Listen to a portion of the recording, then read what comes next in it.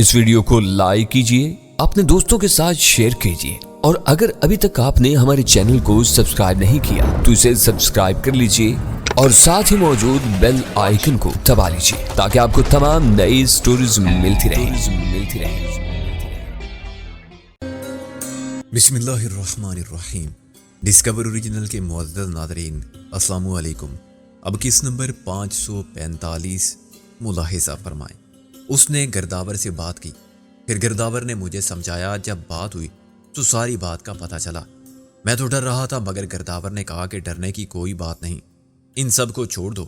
چنانچہ میں یہاں آ گیا، اب تم آزاد ہو۔ اس نے کہا میرے ساتھ یہاں کوئی اور بھی تھا؟ میں نے کہا ہاں، اسے بھی چھوڑ دیا ہے میں نے۔ وہ ایک دم چونکا، کہاں ہے وہ؟ میں نے کہا باہر تمہارا انتظار کر رہا ہے۔ اس نے مجھے ایک فحش گالی دی اور باہر کی طرف لپکا۔ ظاہر اتنی دیر میں محسن بہت دور جا چکا تھا۔ وہ سختی اشتعال کے عالم میں چیختا چلاتا واپس آیا۔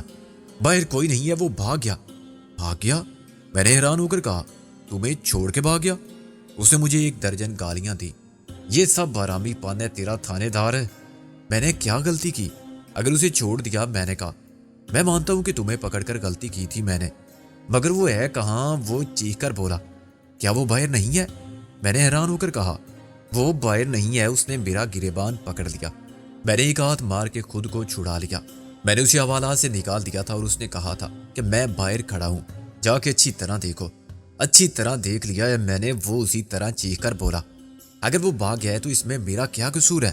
آخر وہ دوست تھا تمہارا، کوئی قیدی تو نہیں تھا، بھاگ کر واپس ہی آ جائے گا نا۔ وہ بکتا میرے ساتھ گرداور کے گھر گیا۔ وہاں مزید ہنگامہ ہوا۔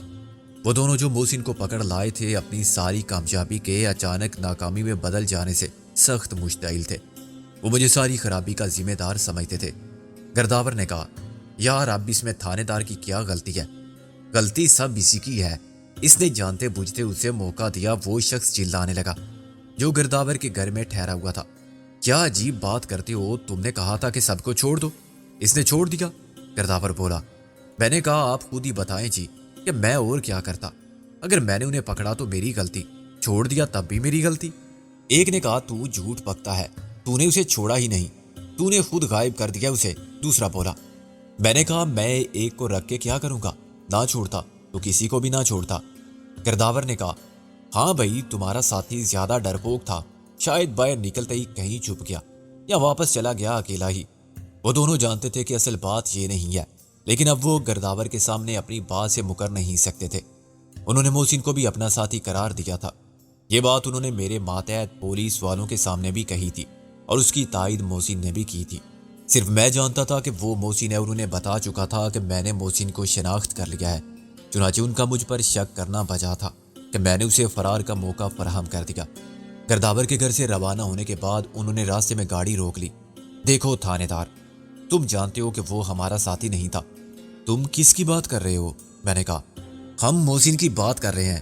وہ چلا کر بولا محسن تمہارا ساتھی نہیں تھا؟ میں نے سخت حیران ہو کر کہا مگر یہ تو خود محسن نے اعتراف کیا تھا، وہ جھوٹ بول رہا تھا۔ دوسرے نے کہا تم لوگوں نے میرا دماغ خراب کر دیا ہے۔ میں نے کہا مجھے کچھ پتہ نہیں چلتا کہ جھوٹ کیا ہے سچ کیا ہے۔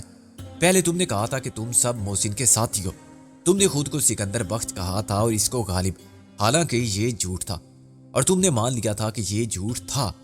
پھر تم نے گرداور کے سامنے اس سے بھی بڑا جھوٹ بولا۔ ہم نے گرداور کے سامنے جو کچھ کہا تھا سچ کہا تھا۔ کیا واقعی وہ نام اور ٹیلی فون نمبر درست تھے؟ ہاں وہ سب ٹھیک تھے۔ تم واقعی تریبینی کی آدمی ہو؟ تو کیا تمہیں شک ہے؟ وہ چیخ کر بولا۔ میں نے اپنا سر پکڑ لیا۔ یہ تم کیا کہہ رہے ہو؟ میں تو سمجھا تھا کہ تم گرداور کو متاثر کرنے کے لیے خود کو تریبینی کا آدمی بتا رہے ہو اور تمہارا مقصد صرف اپنا اعتبار قائم کر کے رہائی حاصل کرنا ہے۔ اس نے مجھے ایک گالی دی۔ پاگل کے بچے، وہ سب نام اور ٹیلی فون نمبر ٹھیک تھے، جیسے چاہو تصدیق کر لو۔ میں نے نفی میں سر ہلایا۔ یہ بات میری سمجھ میں نہیں آتی کہ تم تریبینی کے آدمی ہو تو محسن تمہارا ساتھی کیسے ہو گیا؟ وہ قیدی تھا، ہم اسے پکڑ کر لائے تھے۔ میں نے کہا میں نہیں مان سکتا، وہ قیدی ہوتا تو آزاد نہ ہوتا، نہ اس کے ہاتھ پاؤں بندھے ہوئے تھے، نہ اسے کوئی اور مجبوری لاحق تھی۔ اس نے خود اپنی مرضی سے کسی دباؤ یا خوف کے بغیر کہا تھا کہ تم اس کے ساتھی ہو۔ ظاہر ہے میرا مقصد صرف وقت ضائع کرنا تھا تاکہ محسن کو زیادہ سے زیادہ دور جانے کا موقع مل سکے۔ اس کے علاوہ میں خود اپنی جان بھی بچانا چاہتا تھا۔ میں انہیں یہ تاثر نہیں دینا چاہتا تھا کہ میں نے محسن کی مدد کی ہے۔ الزام میں نے انہیں پر رکھ دیا کہ انہوں نے مختلف اور متضاد باتوں سے مجھے کنفیوز کیا، اور غلطی خود ان کی ہے کہ انہوں نے مجھے حقیقت نہیں بتائی۔ وہ سخت پریشان ہوئے، انہیں اب جواب دہی کی فکر لاحق ہو گئی تھی۔ ان کی اسکیم کامیاب تھی، مگر عین وقت پر میری مداخلت نے ان کا سارا کام خراب کر دیا تھا۔ وہ اب خوف زدہ تھے۔ اب ہم باس کو کیا بتائیں گے؟ ایک نے کہا۔ دوسرے نے میری طرف دیکھا۔ بتا دیں گے کہ سب اس کا آرامی پن ہے۔ میں نے کہا مجھے گالی مت دو، میں خود تریونی سے بات کر سکتا ہوں۔ تم کیا بات کرو گے اس سے؟ میں اسے بتا دوں گا کہ تم نے سب کے سامنے خود کو محسن کا ساتھی بتایا تھا۔ تم نے خود کو سکندر بخت اور اس کو غالب کہا تھا۔ اس کے اوسان خطا ہو گئے۔ کوئی ضرورت نہیں ایسا کرنے کی۔ مجھے کچھ تو بتانا ہی پڑے گا۔ میں وہی بتاؤں گا جو سچ ہے۔ اس کے گواہ بھی ہیں میرے پاس۔ خود گرداور جانتا ہے کہ میں نے کوئی غلطی نہیں کی۔ غلط فہمی رفع ہوتے ہی میں نے تم سب کو چھوڑ دیا۔ نہ تم نے مجھے یہ بات بتائی اور نہ گرداور کو کہ محسن تمہارا قیدی تھا۔ اب انہوں نے محسوس کیا کہ میری پوزیشن بہت محفوظ ہے اور تریونی مجھے مورد الزام قرار نہیں دے سکتا۔ الٹا میرے بیان سے وہ مجرم ثابت ہوتے ہیں اور محسن کے فرار ہونے کی ساری ذمہ داری انہی کی غلط بیانی پر عائد ہوتی ہے۔ انہوں نے مجھے سمجھا بجھا کے خاموش رہنے پر رضامند کر لیا۔ تم اس معاملے سے بالکل الگ رہو، سمجھ لو کہ ہم تمہیں ملے ہی نہیں تھے، ایک نے کہا۔ دوسرا بولا، یہ بات گرداور کو بھی سمجھا دینا اور اپنے ماتحتوں کو بھی۔ آخر تم کیا کہو گے اپنے باس تریونی سے؟ میں نے کہا، ہم کہہ دیں گے کہ محسن کو اس کے ساتھی چھڑا کر لے گئے، انہوں نے اچانک حملہ کر دیا تھا۔ دوسرا بولا، ٹائر میں گولی کا سوراخ ہمارے بیان کی تائید کرے گا۔ کیا تریونی یہ بات مان لے گا؟ اور اس طرح کیا تم پر کوئی الزام نہیں آئے گا؟ میں نے کہا، الزام اتنا زیادہ سنگین نہیں رہے گا، یہ ہماری غلطی نہیں سمجھی جائے گی۔ ہم گاڑی میں 2-4 سوراخ کر لیں گے اور ایک دوسرے کو تھوڑا بہت زخمی بھی، جس سے یہ ظاہر ہوگا کہ ہم نے مقابلہ کیا تھا اگر ہم کچھ نہیں کر سکے۔ وہ ہماری مشین گن اور ریوالور بھی چھین کر لے گئے۔ ہم جان بچا کے فرار نہ ہوتے تو مارے جاتے۔ باہمی مشورے کے بعد انہوں نے ایسا ہی کیا۔ انہوں نے ایک دوسرے کی ٹانگ پر اور بازو پر گولی چلائی، اس طرح کہ ہڈی پر چوٹ نہ آئے۔ زخموں پر کپڑے پھاڑ کر باندھے۔ چند گولیاں کار پر چلائیں جس سے اس کا ونڈ سکرین پاش پاش ہو گیا اور ایک سائیڈ کی کھڑکی کا شیشہ ٹوٹ گیا۔ اس کے بعد وہ گاڑی لے کر بھاگ گئے۔ مجھے ان کے ڈرامے پر بہت ہنسی آئی۔ وہ کیا مقصد لے کر آئے تھے اور کس طرح ناکام ہو گئے تھے۔ ان کی ساری تدبیریں الٹی ہو گئی تھی اور وہ جال خود ان کے لیے مصیبت بن گیا جو انہوں نے بڑی عیاری سے دشمنوں کے لیے پھیلایا تھا۔ محسن کی رہائی کے لیے قدرت نے جو بندوبست کیا تھا اس میں میری حیثیت صرف وسیلے کی تھی۔ یہ خدا کا اس نے انتظام تھا کہ میں بھی محفوظ رہا اور مجھے تمہاری مدد کرنے کا موقع بھی مل گیا۔ آصف جاں کی بات ختم ہونے کے بعد کچھ دیر ہم خاموش بیٹھے رہے۔ نازو کی نیند بھی اڑ گئی تھی۔ وہ بھی گھٹنوں پر ٹھوڑی رکھے آصف جاں کو دیکھ رہی تھی۔ دیار غیر اور دشمنوں کے حصار میں اس کا وجود خدا کی غیبی امداد کا جیتا جاگتا ثبوت تھا۔ میں نے کہا، اس کا مطلب یہ ہے کہ محسن یہاں سے فرار ہونے کے بعد ہی خانہ بدوشوں کے قبیلے میں پہنچا تھا؟ یہ بات تو مجھے نہیں معلوم تھی۔ آصف جاں چونکا۔ میں نے کہا، ہاں، پان سردار کے بیٹے نے اس کو کپڑے دیے تھے اور سواری کے لیے ایک گدھا بھی دیا تھا۔ غالب نے کہا، مگر اس نے یہ کام رائے خدا میں نہیں کیا تھا، اس نے معاوضہ لیا تھا۔ میں نے کہا، اس کے پاس پیسے کہاں سے آ گئے تھے؟ آصف جاں نے کہا، سردار کے بیٹے نے کیا قیمت وصول کی تھی؟ میں نے نفی میں سر ہلایا، یہ تو معلوم نہیں، لیکن رقم کم نہیں تھی۔ غالب نے کہا، ہم اور وہ آگے پیچھے ہیں، پہلے وہ خانہ بدوشوں کے قبیلے میں پہنچا تھا۔ نازو نے کہا، اگر وہ رک جاتا تو ہم مل جاتے۔ غالب نے کہا، ایسا ہی یہاں بھی ہوا، ہم اس کے فرار ہو جانے کے بعد پکڑے گئے اور یہاں بھی اس کے جانے کے بعد پہنچے۔ ہم معلوم نہیں وہ کہاں ہوگا۔ نازو نے سرد آب بھر کے کہا، ہوگا اسی علاقے میں، ہمیں تلاش کر رہا ہوگا۔ میں نے کہا، تھانے دار صاحب، کیا تمہارے آدمی اس قبیلے کو تلاش کر لیں گے؟ آصف جاں نے کہا، میں نے تو انہیں فوراً روانہ کر دیا تھا، دم لینے کی مہلت بھی نہیں دی تھی۔ کیا تمہیں یقین ہے کہ وہ اپنے اپنے گھروں میں سو نہیں رہے ہوں گے؟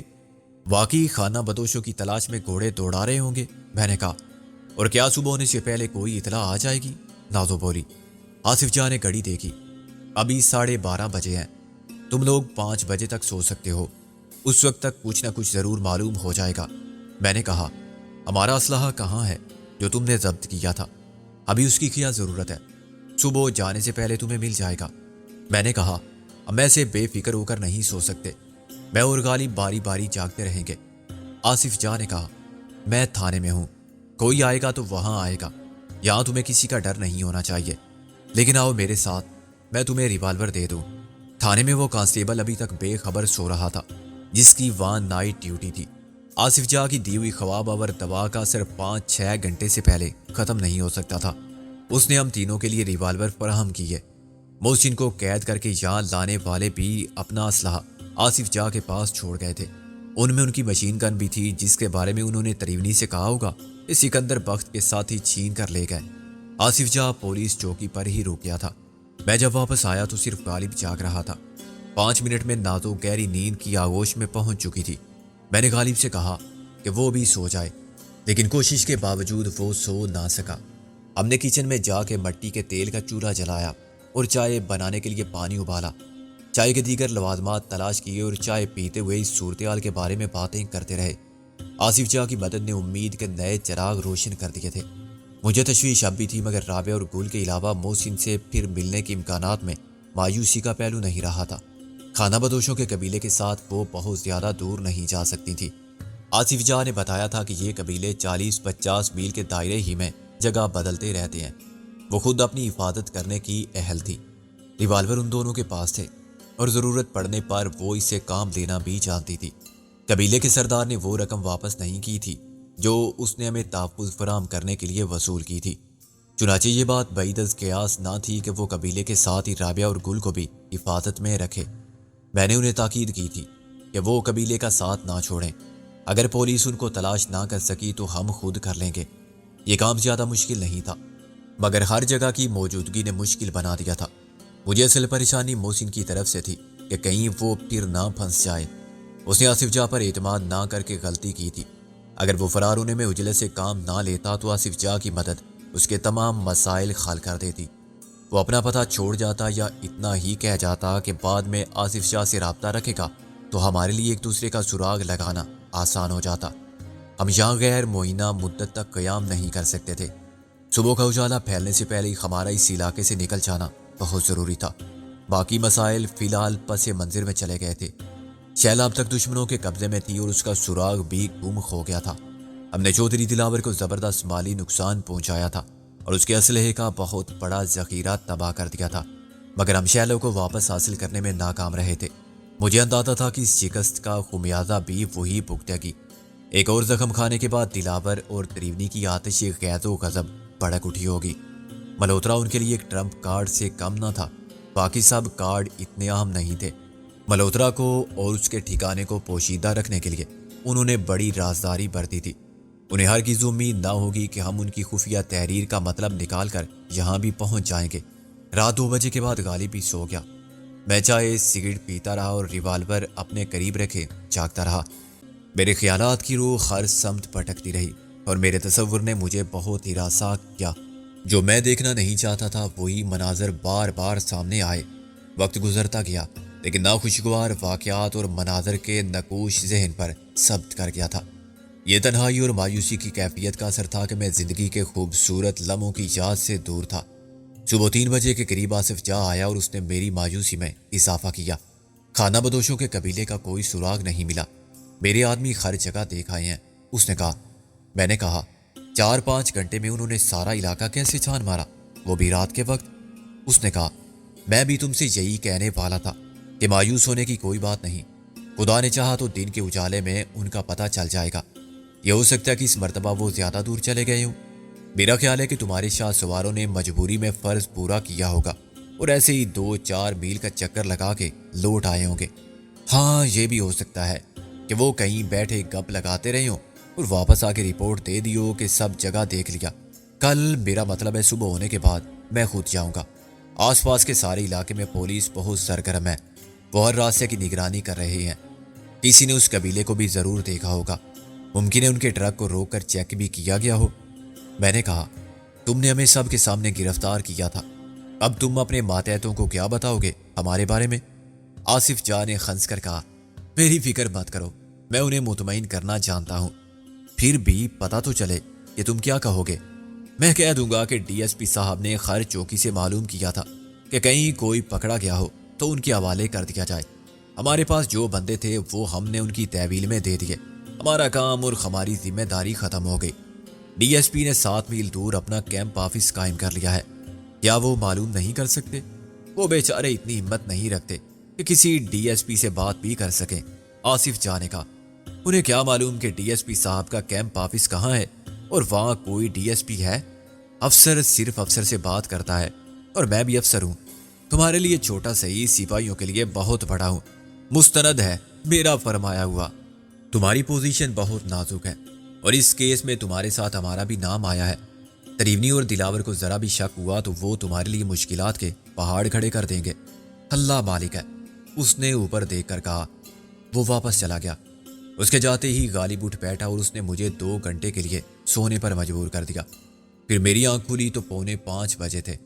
نازو مجھ سے پہلے بیدار ہو چکی تھی اور باورچی خانے میں ایسے بیٹھی ہوئی تھی جیسے وہی اس گھر کی مالکن ہے. میں نے منہ پر پانی کے چھینٹے مار کے غنودگی کو دور کیا اور تیار ہو گیا. رات بھر کے آرام نے ہم سب کو اتنا تازہ دم کر دیا تھا کہ اب ہم ایک اور دن کے مسائل سے نمٹ سکتے تھے. جب ہم چائے پی رہے تھے اور مکھن کے ساتھ رات کی روٹی کھا رہے تھے تو آصف جا آ گیا. وہ خاصا پریشان نظر آتا تھا. تم لوگ تیار ہو؟ میں نے کہا. کوئی بری خبر لائے ہو کیا؟ وہ زبردستی مسکرایا. نہیں، میں نے ایک تانگا منگوایا ہے. کس کا تانگا ہے؟ میں نے کہا. ہے ایک لڑکا میرے کام کرتا رہتا ہے. میں نے اسے سب سمجھا دیا ہے. وہ تمہیں نکال کر لے جائے گا. بہت ہوشیار لڑکا ہے. میں نے کہا. بھروسے کے قابل بھی ہے؟ غالب نے کہا. تم نے کیا بتایا ہمارے متعلق؟ آصف جا مسکرایا. ایسی کوئی بات نہیں بتائی جو تمہارے لیے پریشانی کا باعث بنے. صرف یہ کہا ہے کہ میرے خاص آدمی ہیں جو برقعے اوڑھ کر تمہارے ساتھ جائیں گے. برقعے اوڑھ کر؟ میں نے اور غالب نے ایک ساتھ کہا. دیکھو، اس کے سوا کوئی صورت نہیں. پولیس قدم قدم پر بہت سخت چیکنگ کر رہی ہے. تم کچھ بھی اولیا بنا لو، وہ پہچان جائیں گے. میرے پاس میک اپ کر کے تمہاری صورتیں بدلنے کا سامان تو ہے نہیں. صرف کپڑے بدل کے تم انہیں دھوکہ نہیں دے سکتے. برقعے میں کوئی تمہیں چیک نہیں کر سکتا. مسلمان عورتوں کے معاملے میں پولیس کو بہت سخت ہدایات ہیں کہ لیڈی پولیس ساتھ لیے بغیر ان کے گھروں میں جائیں اور نہ ہی ان کی تلاشی لیں. یہ مذہبی مسئلہ فوراً جذباتی مسئلہ بن جاتا ہے کہ مسلمان عورتوں کی بے پردگی ہوئی. اگر ان کے ساتھ لیڈی پولیس ہوئی تو پھر مجھے معلوم ہے کہ لیڈی پولیس نہیں ہے. شاید کیمپ آفس میں ڈی ایس پی کے ساتھ کوئی لیڈی سرچر ہو، لیکن ہر پارٹی کے ساتھ نہیں ہے. ہو بھی نہیں سکتی. ایک عورت دن رات جنگلوں میں کیسے بھٹک سکتی ہے؟ کہاں کہاں جا سکتی ہے؟ چنانچہ تم بالکل محفوظ رہو گے. ناجی خود ہی بات کرے گا. ناجی کون؟ ناجی وہ لڑکا ہے. اصل نام تو نذیر ہے، مگر لوگ ناجو یا ناجی کہتے ہیں. وہ تانگا چرا کے لا رہا ہے. میں نے چونک کر کہا. چرا کے کیوں؟ بات یہ ہے بھائی کہ اور کوئی ذریعہ نہیں ہے نقل و حمل کا. اگر میں گاؤں کے کسی آدمی سے تانگا منگواتا تو وہ پوچھتا کہ کون جائے گا، کہاں جائے گا. میں خواہ بخواہ پبلسٹی نہیں چاہتا.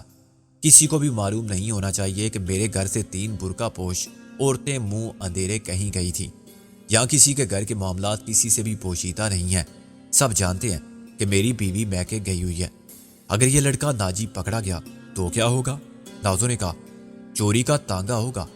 صبح ہونے تک کسی کو بھی تانگے کی چوری کا پتہ نہیں چلے گا. تم لوگ اس وقت تک بہت دور جا چکے ہوگے. 1 گھنٹے میں تانگا تمہیں 8-10 میل دور لے جائے گا. رات کے وقت بھی؟ ہاں، میں نے کہا نا کہ وہ لڑکا بہت ہوشیار ہے. وہ اپنا اولیا بدل کر آئے گا تاکہ اسے کوئی پہچان نہ سکے. وہ کیا بتائے گا کہ سواریاں کس کے گھر کی ہیں؟ غالب نے کہا. پیر عنایت کے گھر کی. آصف جا نے کہا. پیر عنایت سے اس علاقے کے لوگ واقف ہیں. کیا بعد میں معلوم نہیں ہو جائے گا؟ تم بات کی فکر چھوڑو. پیر عنایت کا کوئی کچھ نہیں بگاڑ سکتا. وہ کہہ دے گا کہ کسی نے میرا نام استعمال کیا تھا. میرے گھر سے کوئی عورت کہیں بھی نہیں گئی اور اس کو جھوٹا کوئی نہیں کہہ سکتا. ناجی واپسی میں پکڑا جائے گا.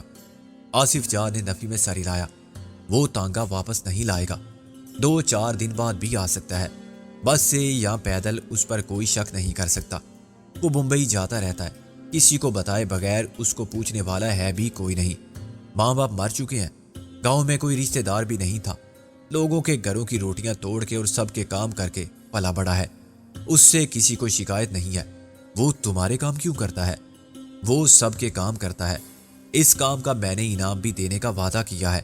وہ جانتا ہے کہ میں تھانے دار ہوں. انعام دے سکتا ہوں تو سزا بھی دینے کا اختیار رکھتا ہوں. گویا تمہارا مخبر ہے وہ. یہی سمجھ لو، مخبری کے نظام کے بغیر پولیس کام نہیں کر سکتی۔ لیکن اس لڑکے نے کبھی غلط اطلاع نہیں دی۔ میں نے کہا تھا کہ تانگا کسی اور کا ہو اور گھوڑا کسی اور کا، تاکہ سارا نقصان ایک ہی آدمی کا نہ ہو۔